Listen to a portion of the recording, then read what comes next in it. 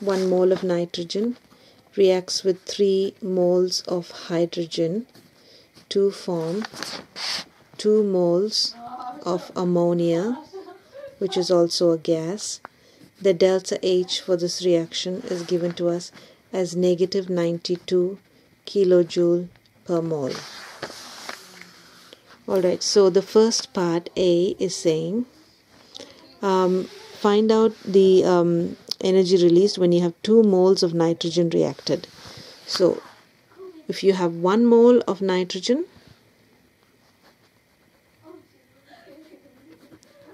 releases 92 kilojoules of energy.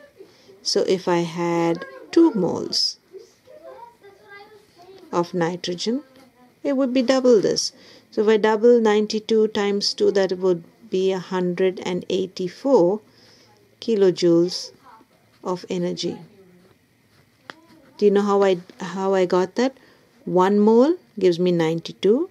2 moles will be double that. So 92, if I double it, multiply it by 2, it gives me 184 kilojoules of energy. So that's answered the part B. Part A. Now let's read part B. Part B says find the energy released when you have 0.5 moles of ammonia formed. In this equation, we have 2 moles of ammonia. When 2 moles of ammonia form, you have 92 kilojoules of energy being released. But they don't want you to talk about 2 moles. They want, what if you have just 0.5 mole of ammonia? How much energy will it release? So we'll do the cross multiplying again. Okay, so that would be 2 mole of ammonia times X is equal to minus 92 kilojoules times 0.5 ammonia. X is equal to minus 92 kilojoules times the 0.5 mole of ammonia. I think I should have put that unit as well. That's a mole there. Okay, and so because I'm solving for X, I bring the 2 moles down to the denominator here.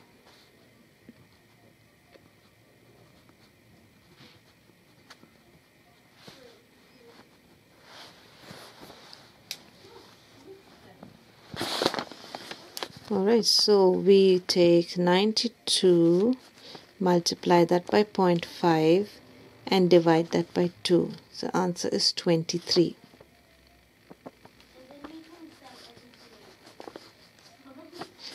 Yeah, which is just a quarter of that 92. So the answer here will be 23 kilojoules of energy for 0.5 moles of ammonia. So 0.5 moles of ammonia release. Always finish your problem with the relating it back to the question. So 0.5 moles ammonia release 23 negative 23 kilojoules of energy. Okay, that leaves us with just the part C, which talks about how much nitrogen must we use to produce 1840 kilojoules of energy.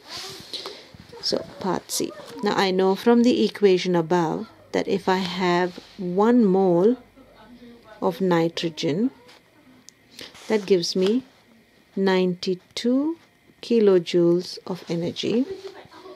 But how many moles would we need if we wanted negative 1840 kilojoules of energy? Okay, so that means this becomes my X. Okay, so I do the same thing, I cross multiply and I'll solve for X. So cross multiplying 1 mole of nitrogen times negative 1840 kilojoule is equal to negative 92 kilojoule times the x. So if I solve for x, 1 mole of nitrogen times negative 1840 kilojoule divided by, I bring that to the denominator here, negative 92 kilojoule is equal to x. Okay, so the answer here would be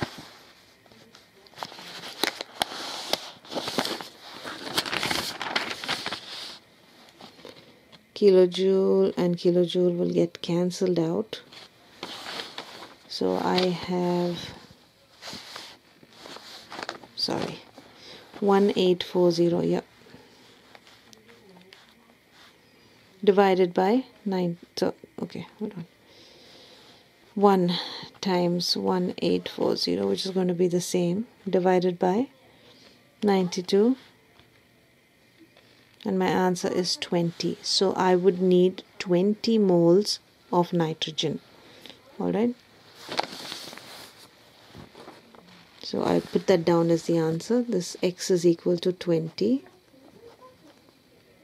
mole. 20 mole of nitrogen will release 1840 kilojoules of energy.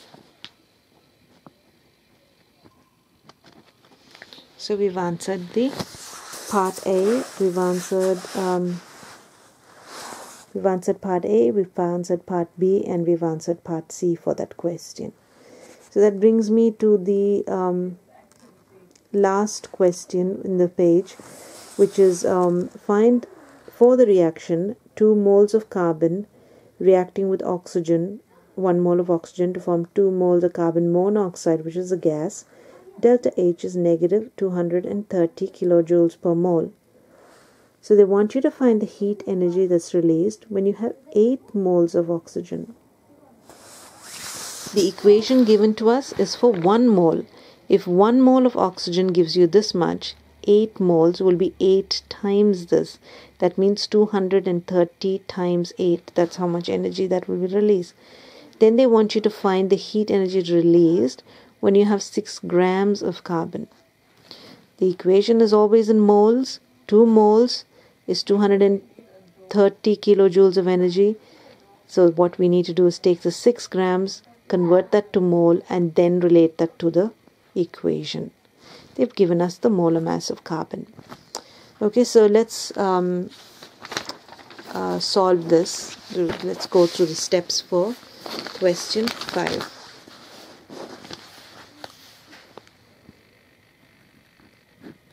Okay, so the first part, I'll just copy the equation so that it's just easier for us. 2 moles of carbon, which is a solid, reacting with 1 mole of oxygen, which is a gas, to form us 2 moles of carbon monoxide, which is a gas, and the delta H for this reaction is negative 230 kilojoule per mole. Okay, so the question says, we know that if you have 1 mole of oxygen, when 1 mole of oxygen reacts, you have 230 kilojoules being released. What if you had 8 moles? So 1 mole of oxygen reacting releases 230 kilojoules of energy. 8 moles of oxygen will release how much? That would be the 230 multiplied by 8.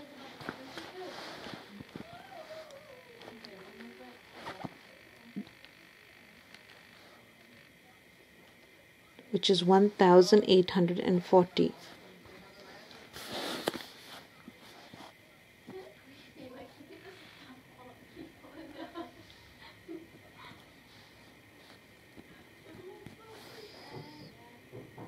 So it is 8 moles of oxygen release 1840 kilojoules of energy.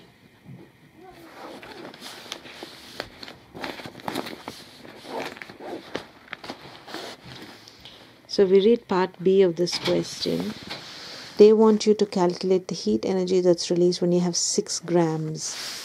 Okay, so what I'm going to do is I'm going to take the 6 grams and convert that to mole. N is equal to mass over molar mass. Masses are 6 grams. Molar mass is given to us in the question. It's 12 gram per mole. So that is 12 grams per mole. Right, so if we divide that in the calculator, we'll get 0.5.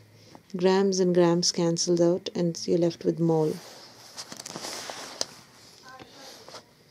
Okay, so we've converted the 6 grams into mole. Now we can take this and relate this to the equation here.